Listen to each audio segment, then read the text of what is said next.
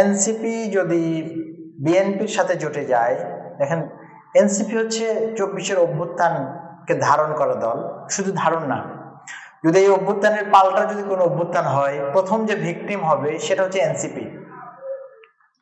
ফলে তাদেরকে অনেক হিসেব নিকেশ করে পথ চলতে হচ্ছে।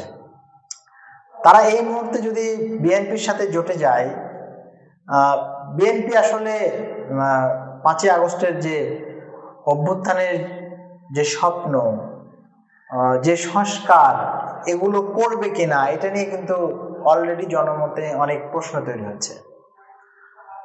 ফলে এনসিপি এই জায়গায় দ্বিধায়, এবং বিএনপির কারণে কিন্তু অনেকগুলো সংস্কার করা যায় নাই বা এনসিপি করতে পারে নাই।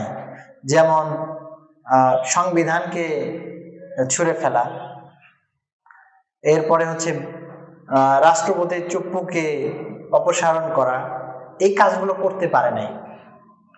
ফলে এবং বিএনপি আসলে আগামী দিনে ক্ষমতায় আসার পরে 24-এর অভ্যুত্থানটাকে কতটা লালন করবে, তারা সংস্কারগুলো কতটা করবে, তারা গণহত্যার বিচারটা কিভাবে করবে, এটা নিয়ে এখন পর্যন্ত ক্লিয়ার না। এই জন্য এই জায়গায় এনসিপি কিন্তু একটা ডাউটে আছে।